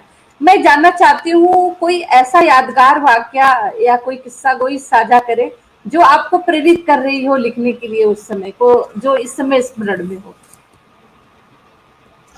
सबसे बड़ी तो बताया प्रेरणा मेरे पिताजी ही थे, बहुत जी ज्यादा इंस्पायर करते थे और जी बहुत खुश होते थे। और उसके बाद उस समय का जो साहित्यिक माहौल था जी और लोग थे उस समय के, उमाकांत मालवीय जी, कैलाश गौतम जी, ये लोग जो है, मतलब रितंद्रा कहने में संकोच नहीं कि बड़े चिरकुट लोग मिले, पर बहुत अच्छे जी लोग भी मिले। मैंने उन लोगों को छोड़ दिया जो मेंशन करने लायक नहीं थे, बहुत उसकी बातें बहुत जीवन में आई, पर उनकी याद जी मुझे हमेशा आती है जो बहुत अच्छे रहे, जिन्होंने बहुत साधा, और जिन्होंने ये कहा बस अनीता आखिरी हाथ, बस तुम पार पहुंच जाओगे, एक हाथ और अनीता, बस तुम्हारा तैरना खत्म है। ऐसे लोगों को बहुत याद करती हूँ। उस समय के जी माहौल में मैं सोचो कविताएं लिखती थी, और उस समय मैं बीएससी में पढ़ रही थी, पार्ट 1 में थी, मेरे पिताजी यूनिवर्सिटी में पढ़ाते थे। जी और उस जमाने में हॉलैंड हॉल की कवि गोष्ठी में लोग आज भी, वहां के लोग जो मिलते हैं बड़े अफसरान हो गए, वो कहते हैं अनीता जी, मैंने आपको जब बहुत यंग थी तब मैंने हॉलैंड हॉल में आपकी कविता सुनी थी। उस जमाने में जी हिंदू हॉस्टल में एक लड़की का जाना, मतलब जी सारा दर्शक दीर्घा पूरे लड़के वहां के, मंच पे कोई लड़की नहीं, हम अकेले। और उमाकांत मालवीय जी ऐसी भूमिका बना के हमको पेश करते थे कि कोई हल्की बात कोई बोल नहीं सकता था। तो जी उस समय कविता पाठ वहां करते थे, और इन लोगों के प्रोत्साहन से मैंने, लक्ष्मीकांत वर्मा जी बहुत प्रोत्साहित करते थे और बहुत मानते थे, कहते थे कि लोगों ने जो है 10 किताबें लिखी, भूपेश ने एक अनीता पैदा की। जी तो ये बहुत बड़ा कॉम्प्लीमेंट था, बहुत जी बड़ा हमसे उन्होंने नहीं कहा, उन्होंने दूसरों से कहा, ये बहुत बड़ी बात है। जी। मैं ये जानने की कोशिश कर रही थी कि जो जैसे आपने जो कथा आप लेखन करती हैं, तो उसमें भी तो चरित्र होता होगा ना, तो मैं ये जान रही थी कि कैसे चरित्र की कल्पना करती हैं आप। मतलब क्या कोई वास्तविक कहीं आईना आपको समाज से मिलता है, या कोई मतलब आपकी अपनी खुद की इमेजिनेशन होती है, ये मैं जानना चाह रही जितेंद्रा, हर कहानी आधा सच होती है, जिसको थी। बढ़ाते हैं जी आधी जी कल्पना से बढ़ाते हैं, पर सच तो होता है। सच के बिना बिल्कुल। तो कहानी नहीं। तो हमने जो फील नहीं किया, जिसको जी हमने जाना नहीं अपने डायरेक्ट सीधे सीधे, उसको हम प्रामाणिक तरीके से लिख नहीं सकते। जैसे मेरा बहुत बिल्कुल। मन करता है, अखिलेश वगैरह जो है, ये लोग गांव के बैकग्राउंड पे बहुत अच्छे उपन्यास लिखते हैं। जैसे बनारस के कुछ अब्दुल बिस्मिल्लाह हैं, ये लोग जो हम्म। लिखते हैं, जो गांव के बैकग्राउंड पे जो उपन्यास लिख देते हैं, चमत्कृत हो जाते हैं कि क्या बढ़िया लिखा है। पर हम चूंकि गांव में नहीं रहे, तो हम उसे प्रामाणिक तरीके से हम नहीं लिख सकते, तो हम तो शहर बिल्कुल की ही बात करेंगे। तो बिल्कुल। एक बार मेरी कहानी कथा संग्रह की आलोचना में एक हमारे मित्र ने बड़ा समीक्षा लिखी थी, तो बड़ी निगेटिव बात लिखी थी कि अनीता जी ने खुद ही कह दिया है कि कहानियां क्या है, मेरे जीवन के छोटे कड़वे कटु अनुभव हैं। अरे भाई, तो अनुभव ही तो है, वही तो हमने लिखा है, उसमें उसमें हंसना क्या, बुराई क्या है। तो आधी सच्चाई होती है, आधी हम समाज का जो रवैया है उसको देख के हम प्रामाणिक जी जितना हो सकता है उतना उसको कल्पना से बढ़ाते हैं, बढ़ा लेते हैं, पर वो सच होता है। सच नहीं होगा जी तो हम लिख, बहुत सारा सच इससे बचा जाते हैं, इससे किसी दूसरे की मान हानि ना हो, जी अप्रतिष्ठा। वैसे बहुत बिल्कुल सारे बिल्कुल सच हैं। एक, हम उन लोग लेखकों की तरह नहीं है कि लेखक बनने के लिए हम दूसरों को बाजार में खड़ा करते हैं, हमसे नहीं होता। बिल्कुल। नहीं, होना भी नहीं चाहिए। मैम, अभी आपने जिक्र किया कि आप मतलब काव्य से भी जुड़ी हुई थी, तो कोई स्मरण में हो कविता पाठ, कोई काव्य छोटी सी कोई कविता याद हो बहुत सारी कविताएं हैं, तो और एक जरूर कॉमेडी में सुनना चाहूंगी। हिंदी साहित्य की पत्रिका निकलती थी बहुत पहले, जी जगदीश गुप्ता ने मेरी कविता 7 कवियों के संग छापी थी, जी और वो अजामी के पास कहीं रखी हुई, अभी अजामी जी ने कहा कि मुझे मिल गई, मेरे कबाड़ में मिल गई उनको। तो अच्छा। उसमें कविता छपी थी, छोटी छोटी कविताएं लिखते थे, कुछ बड़ी भी कविताएं लिखी थी, पर मुझे लगने लगा कि हम कविता में अपने आप को पूरी तरह से एक्सप्रेस नहीं कर पाते हैं, या शायद वो शिल्प मेरे पकड़ में नहीं है, तो जी इस वजह से मैंने छोड़ दिया था। छोटी सी कविता है। जी उस समय जब पिताजी का निधन हुआ तो दुनिया बड़ी कठिन लग रही थी, तब लिखा था हमने। जी जैसे दी हो किसी ने सजा, जमी पे बिखरे दाने पलकों से बिनो। जी जैसे वो किसी ने सजा, जमी पे बिखरे दाने पलकों से बिनो। मेरी माँ कहती थी जब नमक गिर जाता था तो कहते थे नमक गिरा रही हो, भगवान जी तुम्हें आंख से पलक से तुम्हें उठवाएंगे एक एक दाना। नमक बचाने का, चीजों के वेस्टेज का एक तरीका होता था, तो वो माँ हमारी जी। कहा करती। तो वो हमने कल्पना की। जैसे दी हो किसी ने सजा, जमी पे बिखरे दाने पलकों से बिनो। जिंदगी कुछ इस कदर कठिन हो गई है इन दिनों। बहुत अच्छा, बहुत सुंदर। पिता मेरे, तुम्हारा एक छोर वो, जहां पर तुम चांद पे उतर जाओ। पिता मेरे, तुम्हारा एक छोर वो जहां तुम चांद पे उतर जाओ। दूसरा वो जहां घर से निकलने पे रोक लगा दो। तुम्हारे इन दोनों छोरों के बीच मैं तो गई, तुम्हारे इन दोनों छोरों के बीच मैं तो डूबी। पार कैसे उतरूंगी बता जाओ। बहुत बढ़िया, बहुत बढ़िया। आपसे आज बहुत सारी चीजें हम जाने, और जो हमसे जुड़े हुए लोग हैं उन्होंने भी आपको सुना होगा, और निश्चित ही हम लोग बहुत सारी चीजें नहीं जानते थे उसको आज जाने। मैम, मैं अभी चूंकि अंतिम पड़ाव पे भी हम आ रहे हैं समय के, तो मैं आपसे जानना चाहूंगी कि जो बच्चे नाटक में जुड़ रहे हैं, रंगकर्म क्षेत्र में आ रहे हैं, तो सभी फिल्मों की ख्वाहिश लेकर नहीं आ रहे हैं, लेकिन जो आ रहे हैं तो वो उनको आप क्या, उनसे क्या कहना चाहेंगी आप? मैं बहुत बार साफ साफ कह देती हूँ, बहुत सारे लोग जी हमसे इत्तेफाक नहीं रखते हैं। मैं उनसे बराबर कहती हूँ कि नाटक जो है वो उससे जीवन नहीं कर सकता, आजीविका नहीं बन जी सकती। और जो लोग ये समझते हैं, एक जमाना था जब लोग करते थे नाटक, आपको आज के समय का जो स्टैंडर्ड ऑफ लिविंग हो गया है उसके जी हिसाब से जीवन यापन का साधन मुहैया कर सके, अभी ऐसी स्थिति नहीं लगती है। तो इस समय तो रोजगार की मारामारी, यूथ के सामने तो सबसे पहला सवाल यही होता है ना कि वो रोजगार हो उनके पास, जिम्मेदारी उठाने लायक हो, घर घर में माँ बाप ने इतना खर्च किया, पढ़ाया लिखा है, वो रोजगार करें। तो अभी नाटक में वो स्थिति नहीं बन पा रही है कि वो उससे अपना खर्च चला पाए। तो इसीलिए हम जी कहते हैं कि हम उनका जाना रोक भी नहीं पाएंगे। हम नाटक जी से या तो आजीविका इतनी दें। अब उसमें मुश्किल ये होता है कि अनुदान आप ले लीजिए, अनुदान ले जी लेंगे तो फिर आपके हाथ पांव बंध जाते हैं, फिर आपको वही करना है जो अनुदान देने वाली संस्था आपसे उम्मीद करती है। दूसरी बात ये कि अनुदान को लेने में भी इतना कष्ट होता है। वो ठीक वैसे ही जैसे हमारे यूनिवर्सिटी के प्रोजेक्ट आप ले लीजिए और जाके आपकी यूजीसी से पैसा लेना पड़ता है, जो सैंक्शन पैसा होता है, तो लगता है कि हम भिखमंगे हो गए वहां की लड़के आगे। वही हालत यहाँ होती है कि सैंक्शन हो जाता है, पैसा लेने के लिए आप दौड़ते रहिए दौड़ते रहिए। जो सरकारी संस्थाएं हैं जिन्हें करना चाहिए था उनका हाल हम आप सब जानते हैं। और जो लोग अनुराग जीवी थे, जो हम लोगों के जैसे लोग थे, हम लोग जो है पैसा अपना जमा करके जो करते रहे, वो जिम्मेदारी की वजह से अब बहुत से लोग नहीं कर पाएंगे। और यंग लोगों के सामने रोजगार का सवाल तो है ही ना। तो हमारा ये बिल्कुल कहना ये है कि रंग कर्म एक पैशन की तरह मन में रखें। हम बराबर अपने समानांतर के सारे बच्चों से हम कहते हैं ये जो पैशन है ना, इसको मन में जिलाए रखो, जब मौका मिले तब आओ, जुड़ो इससे। नाटक करो ना करो, पीछे का काम संभालो, जो भी है वो करो। तुम अपने पाँव को जमा लो, जब पाँव जम जाए उस पैशन को खिलने देना, छोड़ देना खिलने के लिए, बिल्कुल। जैसे हमने किया। मेरी स्थितियां जब ऐसी थी जब हम नहीं कर सकते थे, तो हमने उतने दिन इंतजार किया। जैसे ही मैंने अपने आप को स्थापित किया, जैसे मुझे जॉब मिल गई, मेरे जीवन जो है आर्थिक रूप से थोड़ा सा स्वतंत्र हुआ और हम परिवार की चीजों में भी इंडल्ज करने लायक हो गए, हमने तुरंत रंग कर्म को पकड़ लिया। तो वो पैशन आप आज तो हर कहीं रंग कर्म की या आर्ट के बेसिस पे अपॉइंटमेंट होते हैं, सरकारी महकमों में, रेलवे में होते हैं। ये अलग बात है कि जी वहां पे आर्ट क्या होता है वो दूसरा मुद्दा है, बहुत कॉम्प्लिकेटेड है सारी चीजें। पर बिल्कुल आर्ट, आप आईएएस हो तो जहाँ हो वहाँ फंक्शन होते हैं, कल्चरल फंक्शन होते हैं। आप क्लर्क हो, आप थर्ड क्लास में हो, कौन से में हो, फंक्शंस होते हैं, उसको ऑर्गेनाइज करना है। आप नाटक तैयार कर दो, एक नाटक भाग, और वो काम करते करते जब आपको समय मिल रहा है, जीवन आपको थोड़ा सा समय दे रही है, तो उस पैशन के लिए फिर आप आगे आओ। फिर आप विरोध सहो कि नहीं मैं ये करूंगा, ये मुझे प्रिय है, मैं ये करूंगा। तब वो बिल्कुल पैशन जो है ना वो आपका जीता रहे आपके अंदर। ना करो बिल्कुल नाटक, देखते जाओ ना, जिस शहर में आपको जॉब मिला, भोपाल में हो, दिल्ली में हो, आगरा में हो, झूसी में हो, कहीं भी हो, नाटक हो रहा है, जाके देखो ना क्या हो रहा है नाटक में। टिकट तो लो, बिल्कुल रंगकर्म को कंट्रीब्यूट तो करो। वो पैशन होना चाहिए, पैशन आपके अंदर जिंदा रहे, वो नहीं मरना चाहिए, वो मर जाता जी है। और सिनेमा में जो लोग गए हैं वो लौट लौट के रंगकर्म करते हैं, तो रंगकर्म में कुछ तो एक्स्ट्रा सिनेमा से है ही। सारे लोग बिल्कुल मस्तूर शाह हैं, उनपुरी, ये लोग लौट लौट के रंगकर्म करते रहे हैं, तो रंगकर्म में कुछ तो है ऐसा जो वहां नहीं मिलता है। तो उसके लिए आपके मन में पैशन बनाना, एक लगाव होना चाहिए, क्रेज होना चाहिए, इसका ड्राइव हो कि हमें छोड़ना नहीं है, हमें कहीं हो रहा है, खड़े हो गए।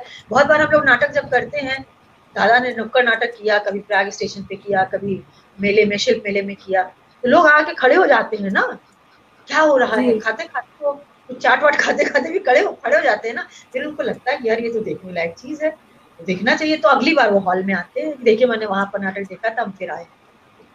जी तो मुझे यही लगता है कि रंगकर्म के लिए ये समय बहुत कठिन है, युवाओं के लिए बहुत कठिन है, लड़कियों के लिए और भी ज्यादा है, पर जी इनको संभालना है, क्योंकि अगली लाइन अगर तैयार नहीं होगी, हमारे जो लोग पीछे बड़े, जिन लोगों ने रंगकर्म के लिए बहुत किया, एक पूरी लंबी फहरिस्त है उन लोगों की जिन्होंने आंदोलन की तरह रंगकर्म को खड़ा किया, अब उन्होंने अपनी सेकंड लाइन अगर नहीं तैयार की, तो उनके बाद रंगकर्म को कौन जिलाएगा, कौन देखेगा। बिल्कुल करना चाहिए था, वो नहीं हुआ है, तो अब उनके बाद हु एल्स, कौन करेगा।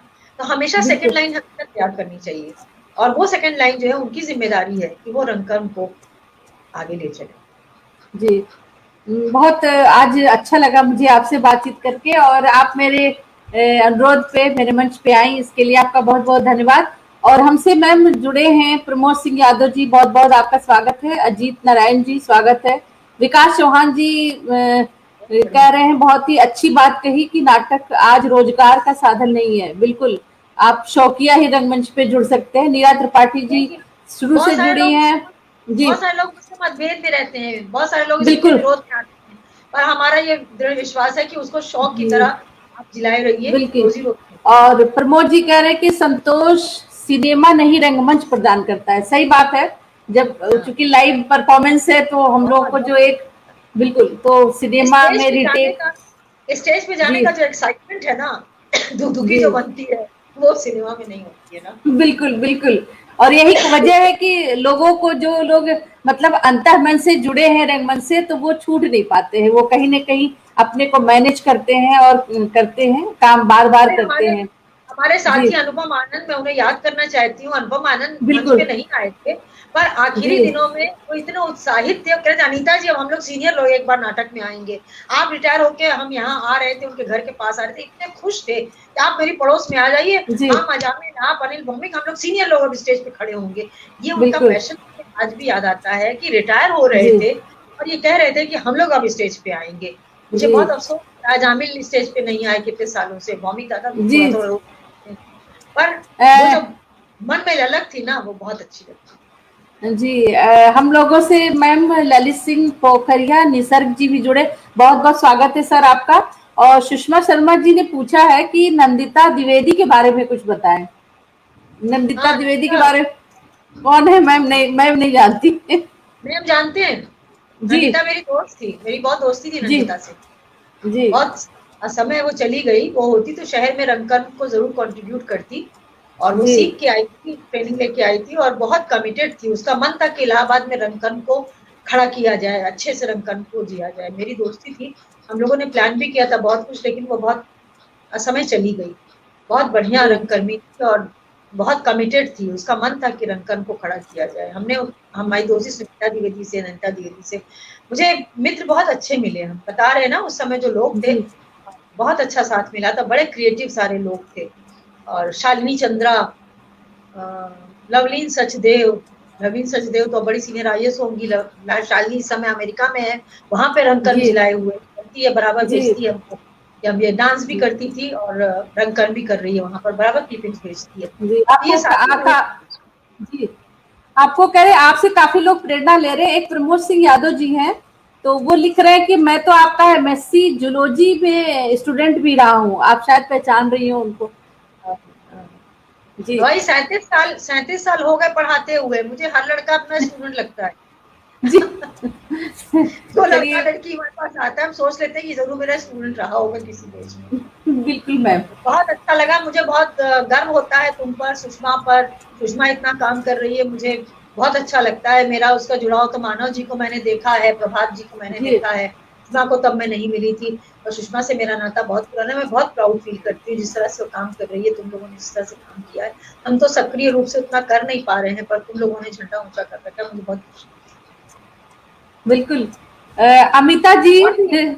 और भी लोग जिनका हम नाम नहीं ले पा रहे हैं, उन सबके ले जी कह रहे हैं। बिल्कुल बहुत बिल्कुल। अच्छा। तो बहुत अच्छा रहा, सभी लोग हमसे जुड़े और हमारी चर्चा को सुना, इसके लिए सभी का बहुत बहुत साधुवाद सभी को। और मैम, अब चूंकि समय भी अपनी अंतिम पड़ाव में है, तो मैं आपसे हमको बहुत नमस्कार सारी कहूंगी। बातें, जी। जितेंद्र, और बहुत बातें कहने को, तुमने कुछ कहने का मौका दिया, थैंक यू सो मच। बिल्कुल। और दादा बोल रहे हैं कि अनीता जी आपको सुनकर बहुत अच्छा लगा, धन्यवाद। थैंक यू दादा, आप सुन रहे हैं अनीता जी को। दादा ही कल्प्रिट है। आपको उन्होंने जोड़ जोड़ के रंगकर भी बना दिया है। बिल्कुल। तो इसी के साथ हम आज का प्रोग्राम समाप्त करते हैं, फिर अगले किसी सबको पड़ाव में किसी नमस्कार, अन्य जितने लोग साथी जुड़े, रंगकर्मी के जितने साथ लोग जुड़े हैं सबको नमस्कार। जी मिलेंगे। तब तक के लिए सबका बहुत बहुत आभार, धन्यवाद।